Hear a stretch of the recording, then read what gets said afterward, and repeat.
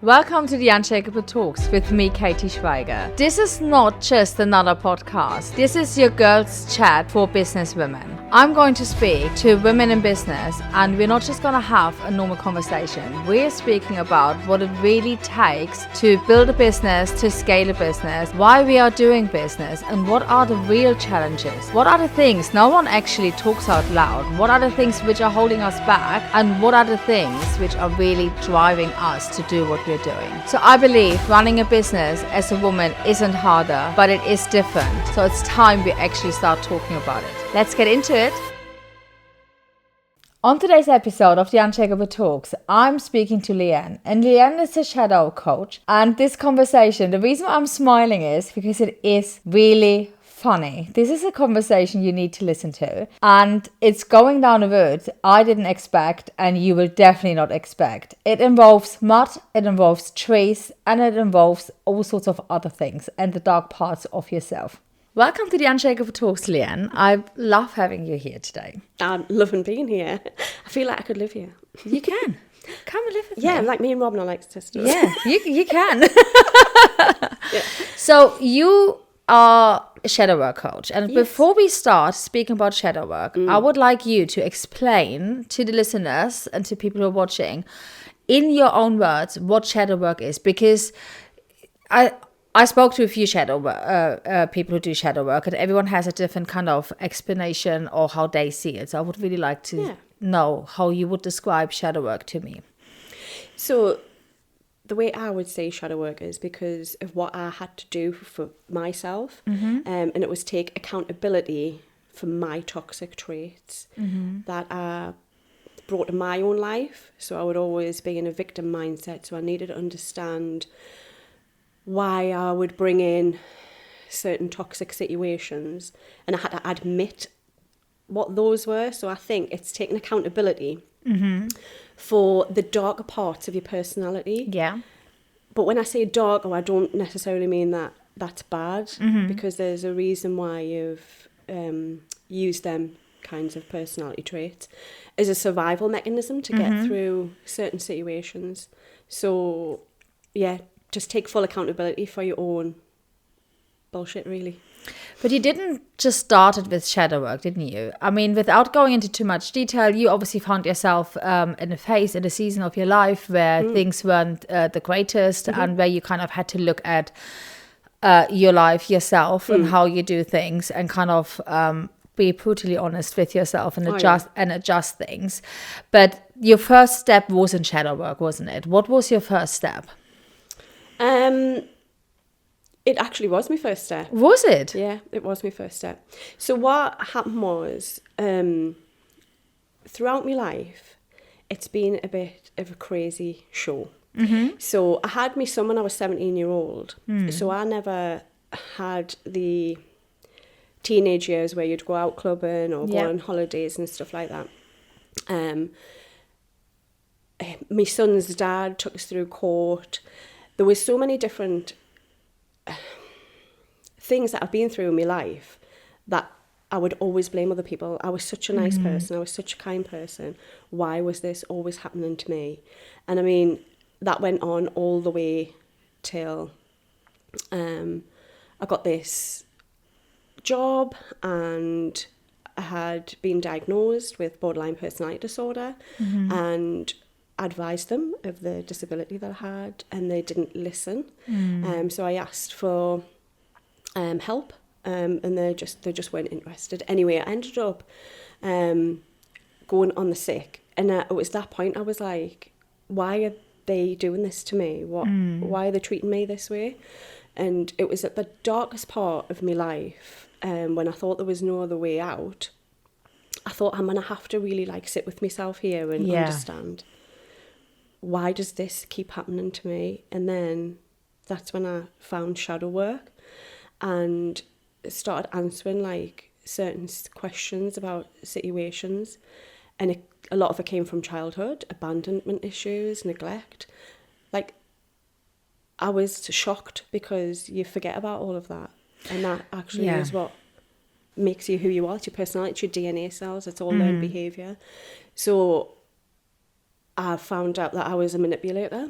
I was a chronic people pleaser. That's manipulation. It's a form of manipulation, and people don't understand that. They think, well, no, I'm just wanting to do things to make people feel good. No, you're doing it so people will like tell you. me more about this, because the people pleaser comes up a lot. Yeah. And I never heard this angle of people pleasing before. It's a form of manipulation. How so? Because, so I would sit with you, figure out what it is that you liked in a person, and then that's the mask that I would put on my face, and I would be that person for you. Right, okay. So you would be like, oh my God, I feel like I've known you for years. I've getting on really, really well. And that's because because I've been able to manipulate the whole situation for you to like me, because I don't want you to dislike us. I need you to like us. I've been abandoned before my life. I need you to like us. So then I would buy you gifts and do anything for you. If you were like, oh my God, I need to go and get some nail varnish, I'll go get for you. And then you'd be like, oh, Leyanne would do that for you. That's me manipulating you to like me. So then you would never ever be able to turn around and say, well, you haven't done this, or you've done this. And I'll be like, well, hold on a moment. Can you remember that time I went and got you nail varnish? Yeah. And that's not what you should do. You should just do things because you want to do things for people, but not when you're a people pleaser. So there's always an alternative motive. Probably not consciously. No, I just want you to like us. Yeah, but there's always... It's not vindictive. No, you want to be liked because you don't want to be rejected. Yes. So that's a form of manipulation, and people don't see that, but people go, oh yeah, I'm a people pleaser, and I'll go, well, that's a form of manipulation. They're like, no, it's not. And I'm like, yeah, it is. And that's a toxic trait, which is okay to have because you're scared of rejection. Yes. Like, it's very rare that you'll find someone that isn't scared of rejection. So working through shadow work and taking accountability for that, then you become the person who you're not bothered about being rejected. Because you start working from within, only you can reject yourself. You start finding love from within, that it doesn't matter if people don't like you. Yeah. And understanding that you don't like everybody, and it's okay. Yeah. It's okay, you don't like everybody, so don't expect everybody to like you. You're here to live your life, your life path. Do what's best for you. What is going to make you happy. Obviously, don't be like really ridiculously selfish. Yeah. You're selfless and selfish. But as long as you're happy, honestly, the ripple effect of your whole life, everyone around you, changes. And oh my God, it always starts with you, and you always have to be. I always say, if you want to be loved by someone, how can you be loved by someone if you can't even love yourself? Yeah. Have you ever been a people pleaser? Probably. Yeah. I think most of us have to a certain extent because we want to fit in. Yeah. We just want to be part of something. And I absolutely have been a people pleaser. If I would now think back, like for all my whole childhood, like I moved, within Germany, but from the east to the west, it was like moving countries at the age of 10. And because I spoke very differently in terms of a dialect than where I moved to, I immediately had to switch. And I've apparently done this in a matter of 2 weeks because I wanted to fit in. I wanted to have friends. Yeah. So I put that mask on. Yes, you do. Yeah, no, I absolutely have. And obviously, I think even within business, we do, don't we? We put a mask on. We want to please our clients. We want to please people we are working with because we think that takes us further. Absolutely, yeah. Especially within business, and I truly believe I had to do this work to be able to get my business where it is today because I didn't start off as a shadow work coach. Like I said, I was taking my company to tribunal because of the way they'd treat me. And because I can't sit around and do nothing, I just did this course for like 1 day a week. It was like for 8 months, to be fair, but it was a massage therapist course. And once I put my hands on someone, I was like, what? Why have I not done this since I was 16? So there's been like steps of where I've gotten to today. And then I found sound healing that helped relax my brain. And to be fair, I think like I've reversed all of the borderline personality disorder traits that I used to have because now I've regulated my nervous system because I'm able to respond now instead of reacting. And I believe that every step of the way within the business has been to become this shadow work coach because my clients used to come to us and get a massage and they'd want to be coached on the bed while I'm massaging them, and I was doing 2 things at once. I was extremely tired. Yeah. And then I was like, oh, well, hold on a moment. And then I could see people changing their lives by coming in for a massage every month, working with us.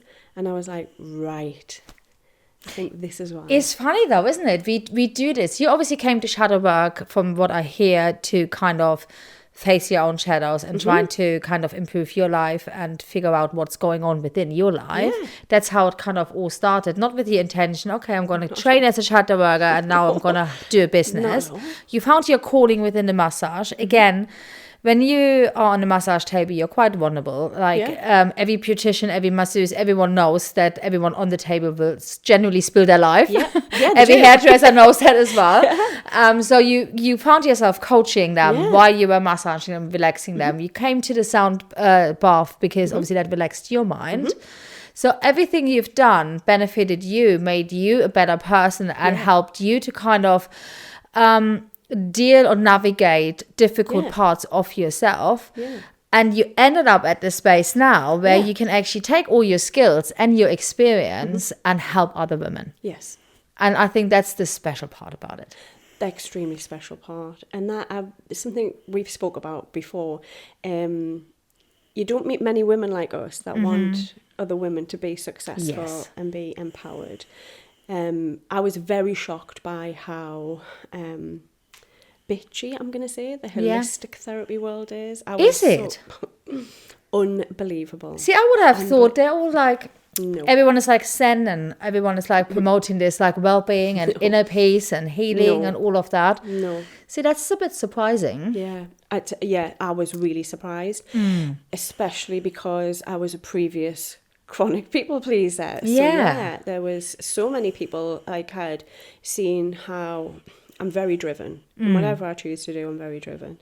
And when other people around me were seeing that, then they were like speaking badly of me, and it took for me. I didn't care, but I think that I had to do the shadow work to understand that it's okay for them not to like me. Yeah. Otherwise, you've got to be so strong in business when you're a woman as well. That could have, like, because of my previous, what I used to be like as a person, that would have broke me. It would have made me stop. I would have been like, oh, I don't want to offend anyone. I don't want to. And I'd just be like, that's okay. They're entitled to not like what I'm doing. Yeah. Just delete, block, and get on with the rest of your life. And Delete and block. That is my life now. If you are not on my life path to support me in a good way, you are removed out of my life. It's that simple. And I never ever used to be like that. I would do anything to the detriment of myself to keep people around me, to make sure that everyone else was happy. And I wasn't. I was never ever happy, ever. And now I'm so blissfully happy. I'm so at peace. And it's all down to shadow work. And so when women ask, I just want to be like you, and I'm like, it doesn't happen overnight. You know what I mean? I've been doing this for 6 years. I was just about to say, and I can relate to this. I wouldn't say I have done shadow work at all until very recently. I didn't actually understand what it is. And I publicly always say this, and I said it on so many episodes. I'm someone who's quite skeptical of this kind of world. I'm very receptive, but I like to call it the woo-woo world. And I say this with love. I don't say this in a degrading way, but I need something tangible, something factual around it to kind of understand it. And it took me a while to get behind this. So I can't say I've done shadow work, but I'm definitely in the same space that you are. I'm very easily stepping away from people or situations who don't serve me.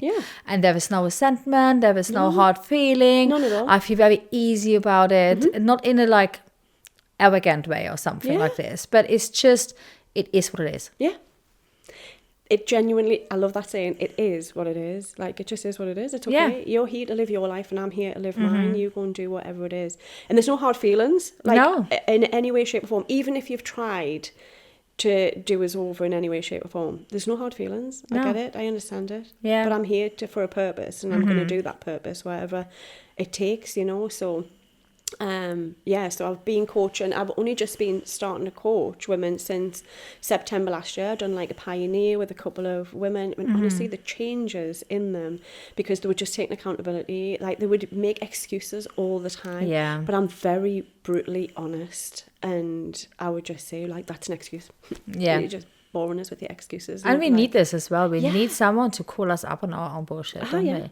Yeah, absolutely.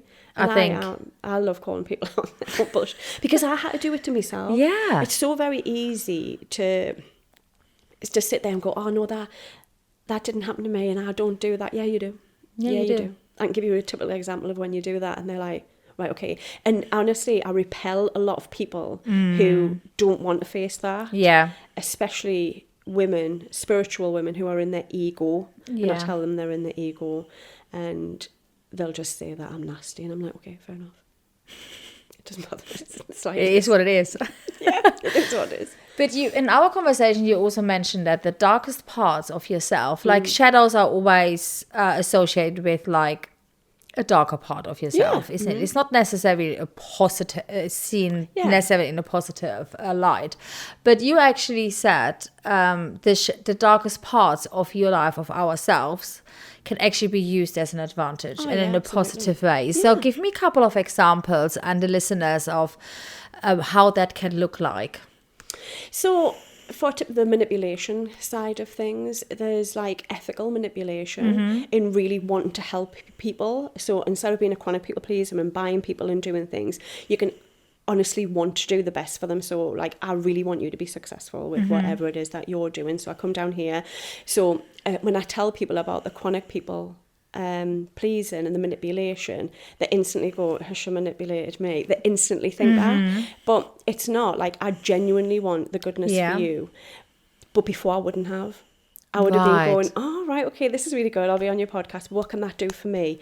But I genuinely want to be on this podcast to see what it can do for you. So that's actually, to get here, did I not manipulate the situation by messaging you and then saying, will you share my stuff? That's a form of manipulation. And then going, oh, can I come down onto it? It doesn't mean that it's bad. But is this really negative, though? No. Because the thing is, I think there should absolutely be an alternative motive for you to come. Let's take the podcast as an example on the podcast, because of course you want to be on, like, I would want you to be on the podcast to get exposure for you as well. That's why I'm personally. But that's why you want me on the podcast. Yes. But I want to be on the podcast because I want you to do. Does that make sense? Yeah, it does make sense. But before, I probably wouldn't have felt like that. I would have been like, what's in it for me? I'm going to come down for me. But now, but is that a bad thing, though? No. To think like that? That's what I'm saying. So there's ways of manipulation that's good. You can turn it into a good thing. Yeah. You know? So, like, I messaged you. I can't even remember why I messaged you to share my profile. Yeah. But I did.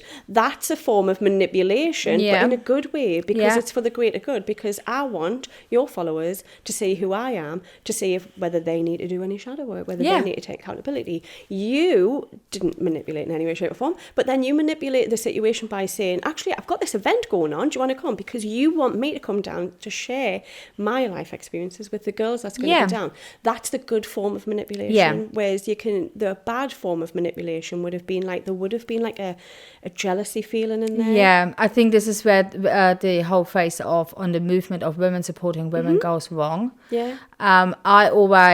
People always say to me, why are you not monetizing your Instagram? Are you getting paid for shouting at people? And I've never taken a single penny, and I will not do that because that's not what I stand for. Yeah.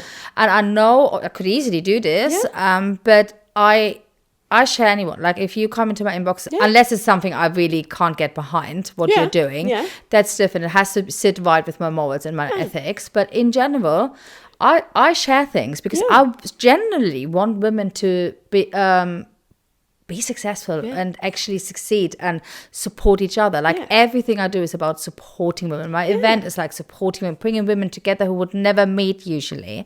So that's the positive thing. Obviously, yes, you have to invite people to podcast events or anything else if you want them to come. You have to shout about it. You have to be proud about what you're doing. And that's the same way so there is manipulation to a certain extent, but that's the manipulation. That's the positive thing, isn't it? So before, I would probably look at you and be like, who does she think she is? Do you know what I mean? But that's because that's what's going on within me, because I want to be doing what you're doing, really. So that's a feeling from within, and that's what I coach women. I'll be like, well, why are you feeling that way? Yeah, it's okay to feel that way. Let's fire that up. Why don't you do that? Because there's room enough. You can't be the only person in the world to do a podcast, because that would be boring. Yes. Well, well. I don't think it would, but anywho. No, it would. Do you know what I mean? So but the same as if someone wants to be a shadow work coach after they've done shadow work with me, go and do it. I can't coach the whole of the UK. I'd be shattered. Do you know what I mean? Yeah. So that's the whole point. Like, it's okay. There's enough for everybody. But before, I wouldn't feel like that. I was just jealous and envious all the time. I didn't want anyone else to be happy because I wasn't happy with myself. I wasn't happy within. So when someone's listening and feel like caught out that this feeling exists, and we all felt like this at some point. We all have this envy and jealousy feeling at some point. Whoever says they never felt jealous is lying. Yes. But if someone's listening and feeling like, she just caught me out, this is why maybe I should need to work on my shadows. Where could I start? And the reason I'm asking this is because you have really strong views, which I completely agree with. Yeah. This kind of work is not a short-term solution. No. And, but you have to start somewhere, especially when you're not really understanding what it is. Yeah. When you're not really, and therefore not really buying into this, and you just want to dip your toe into it and see, does this make sense for me? So my first point would be, I buy a couple of books. Yes. That was my first point to shadow work. That was my first point. Haven't read them. I'm not gonna lie. That's because you're not ready. Yeah, that was my first point of call. I never even knew what shadow work was, to be honest with you.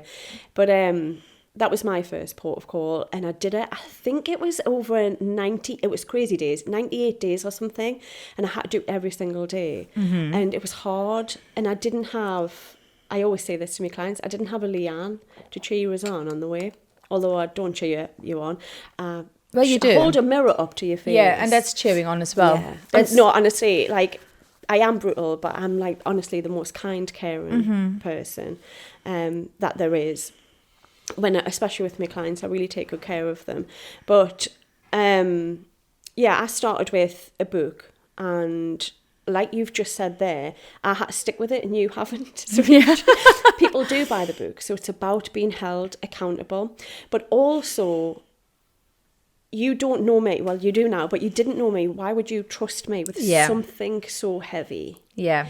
So that's why I created a membership called Shadow to Sovereign, where it's not one-to-one coaching with me, but it is a lush community of women who know that they need to be held accountable. They need to get out of the victim mindset, and they need to find out, like, kind of who I am, what my personality is like, and whether you're able to work with me.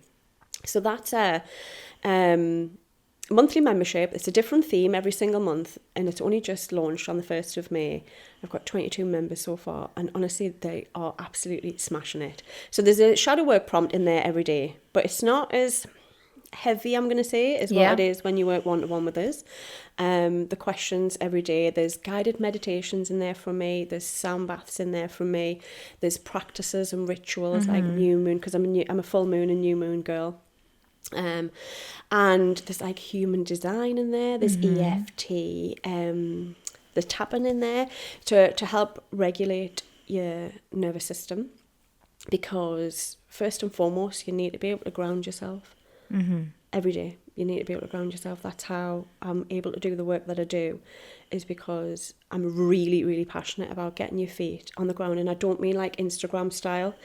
Literally just what is Instagram outside. Style? You know, when you see people sitting in the forest with their phones pinned up somewhere and they're pretending they're meditating, like, and they're like out in nature, and you're like, yeah, but you've got your phone with you and you've got it on record, so you're not out in nature. Just step outside, like, or even on your paving slabs if you've only got a backyard, on a little bit of grass, and just ask Mother Earth to just ground you, take away whatever. I'm gonna disclose a story now I've never told. Let's go. I'm a bit scared to say it to you, but so in my old company, one of the girls who worked in my office, I'm laughing before. I'm trying to find the right words to not like be dismissive of it, but I basically was on holiday, and my office manager called me and she said, Katy, I've got a situation here. And I said, what can it be? And I was kind of in the spirit of like, not again. And she's like, I'm not sure how to say this to you, but let's call her Susie. It wasn't Susie, but let's call her Susie. Susie came into work today with really dark brown trainers. And I thought, okay, very nice trainers. We were client-facing. Susie was client-facing, so there was a specific decorum how she had to present herself, She said, not ever dirty. And I'm like, what?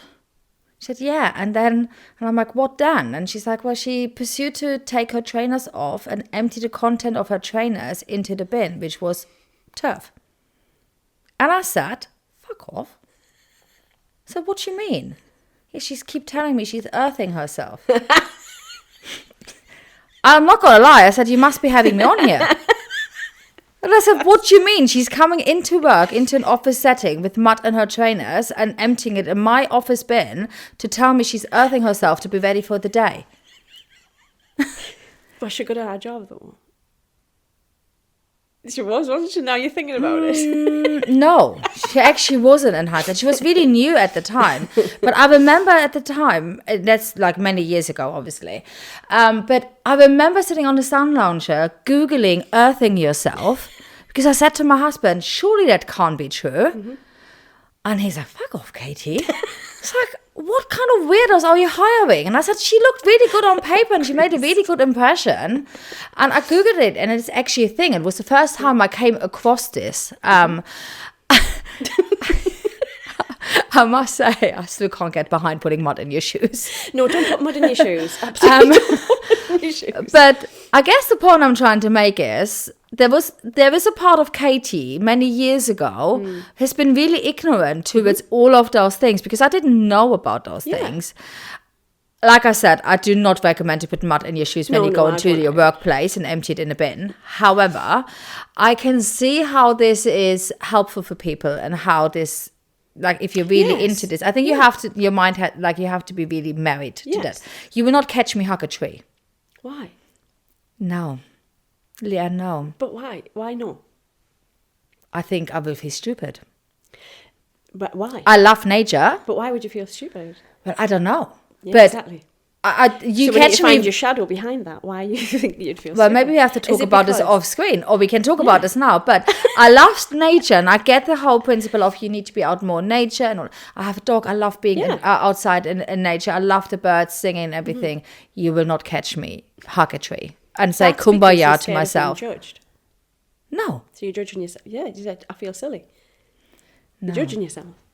No. It's actually really nice. Like, honestly, we're going to argue on this, you know. Honestly, I was you. I was just like, oh, yeah, tree hugger, crazy. But honestly, I mean, don't get us wrong. I don't just randomly walk around the streets hugging trees and stuff. But you know, like, if I am having a really bad day, I do go down the park.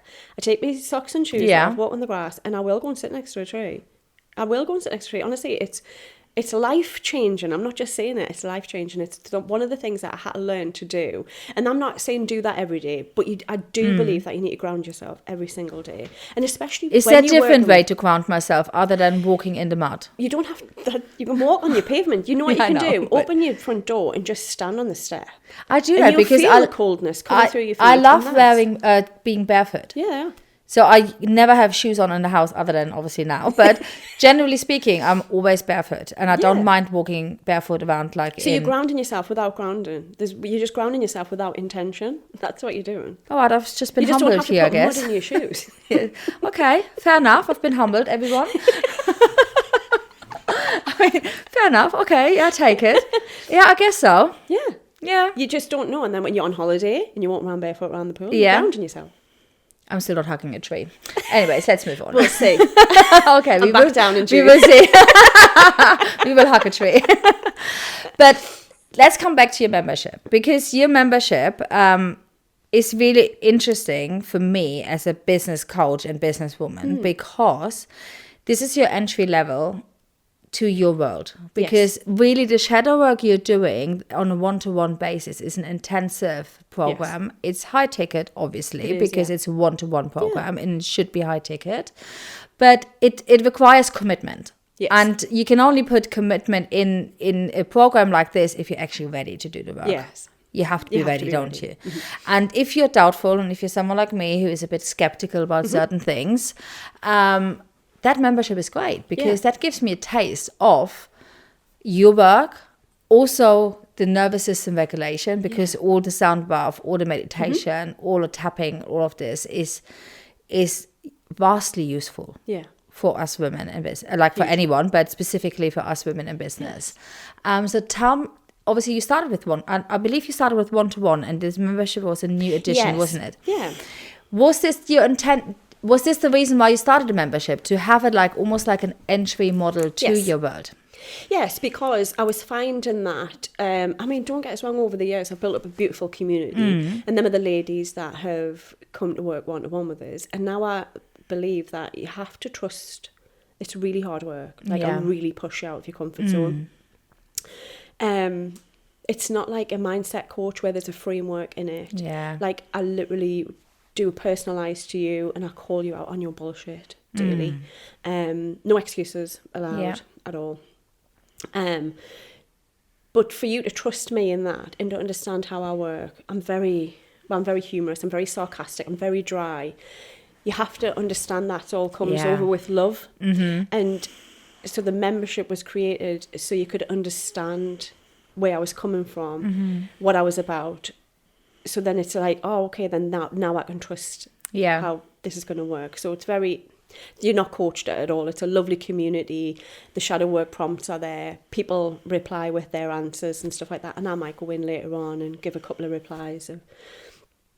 So it's easy maintainable for you as well, isn't it? Yeah. Which is very smart. Yeah. And that's exactly how it should be, because the more you would have to put into this, the more it takes away from the in-depth work you're really doing with your clients. Yeah. And that's what every step of the way that I've went, because I meditate a lot and I speak to, people think this is crazy talk, but I speak to my higher self, and she's the one who tells us. And the ideas come and the fall, and it happens so easily because it's the work that I'm meant to be doing. Yeah. It's not something that I've seen somebody else do, and it's not something that's been pushing it. It's like, okay, that's the idea. This is where I have to go with it. And then I just do it and it works. And that's why the membership is such a lovely place to start off with. And then obviously if you want to work one-to-one with me, there's always the booking a call and speaking with me and stuff like that. But it is a really good entry level, and you get 7 days free trial, so you get to go in there for 7 days free, just to have a nosy around and see if it's something that you would be interested in. But every month is going to be a different. So it's grounding and protection, hugging trees. The first month. Second month is going to be boundaries, and then the next month will probably be people pleasing. Next month will be accountability. There's going to be a different theme every single month where you are going to be called out on your bullshit, really, which is where it's come from. I absolutely love this, but I want to ask you, I want to speak about your business setup. Because obviously you're coming from a background where it's been hard in the working environment for you. You went through a lot of challenges, which obviously put you through a hard time within your life, which ultimately the positive out of this is what you're doing now. It made you the person you are now. It gave you that incredible skill to actually guide other women through that. So that's the beautiful part. And I always say, out of a really challenging time in your life, something beautiful happens, and that happened to me as well. But when you come from a normal employment kind of setup, and you had a job and you had the job security and everything, and then decide to do a business, I know that this is quite challenging. And specifically in the healing practitioners kind of work, I think there is a stigma around people who work in this industry that they maybe are not really savvy in business. I am savvy at Christmas as well. Me too. Are we hacking the Christmas tree?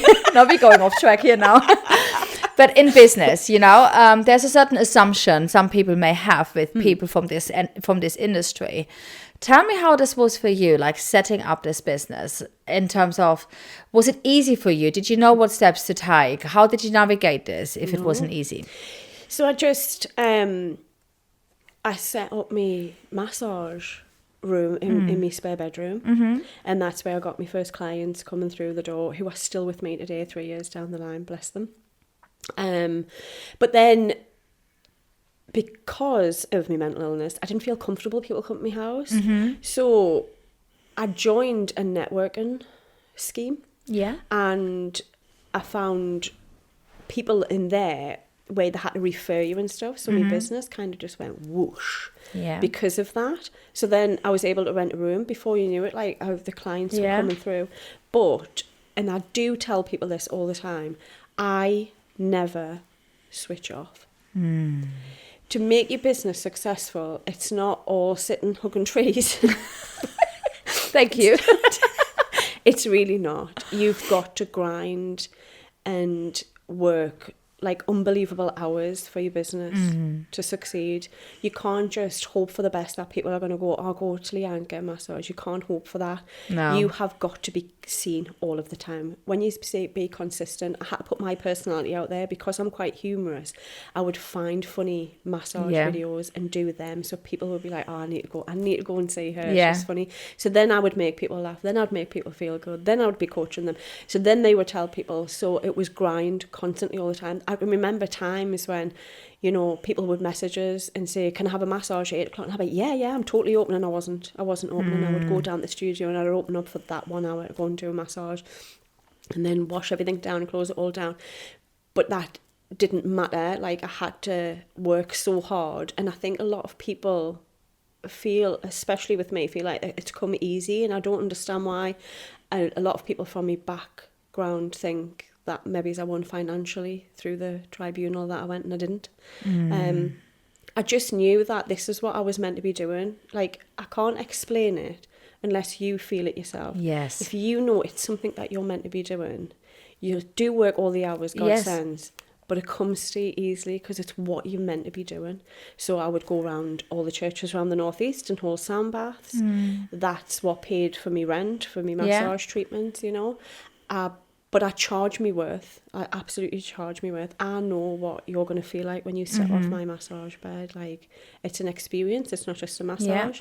So I charge me worth and obviously all my overheads. And then I created just this beautiful community of women who trusted us. And then they would just speak about me and, you know, considering I was a chronic people pleaser and I had to manipulate people to like me, these people would just like me for who I was. And it was just like, I can't, like, I'm getting goosebumps now talking about it. If it's what you're meant to be doing, it won't be hard, but you still have to work. You still have to put the work in. I love that you say this, and I love that you took this example of when someone calls you at 8 o'clock and wanting a massage, you went downstairs to open the room, and that's exactly what it is. We speak a lot about boundaries. And yes, I teach boundaries. Yes, I have very strong and strict boundaries right now, like nowadays. But within business, specifically when you start out, specifically when you're trying to build something, there are no boundaries. No. Like, boundaries have to be adjusted while you go along. And in the beginning, your boundaries are your money makers. And like, if you wouldn't have opened at 8 p.m. the door, that client would have slipped out, would have never come back, probably.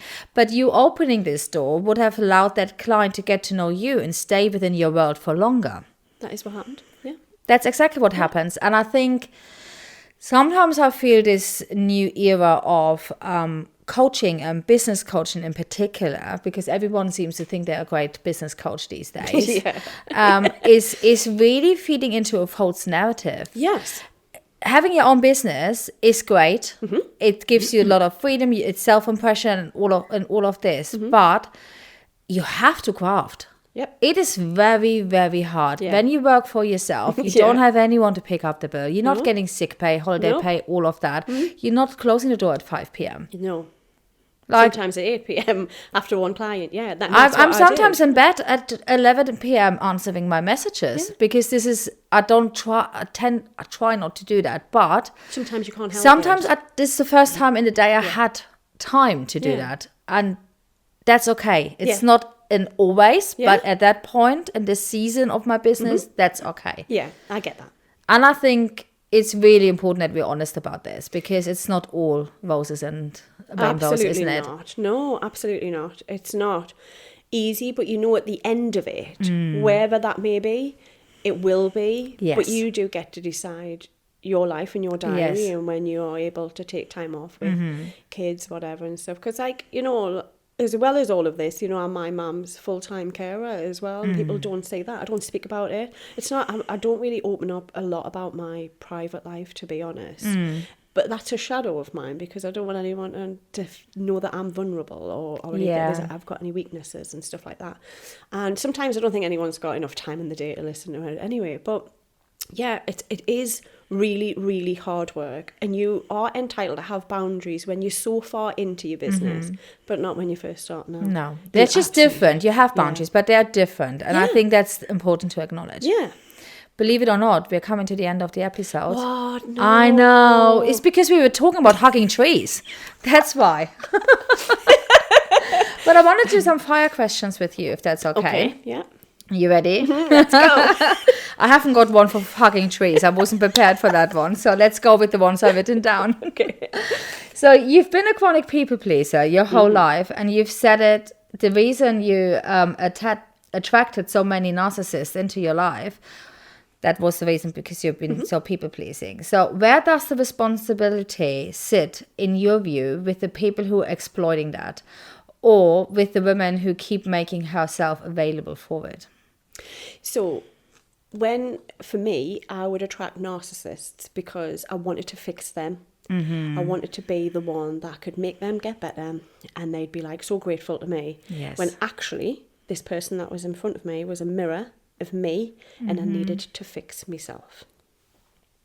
Thank you for being honest. You're welcome. Next question. The wellness world is full of women calling themselves coaches, healers, intuitive guidance, most after a weekend course and an Instagram bio refresh. Do you love that? I love it.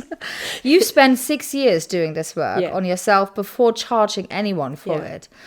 Are we in the middle of a credibility crisis in this industry? And does the woman buying actually know how to spot the difference? No, absolutely not. But again, that's something that when you work one-to-one with me, I start making you believe in yourself and trust in yourself. A lot of women say to me, I know, but what happens if this happens? I'm like, trust yourself that you will know when to walk away from whatever situation. Yeah. It's about you trusting yourself. It's not about us giving it to anybody else.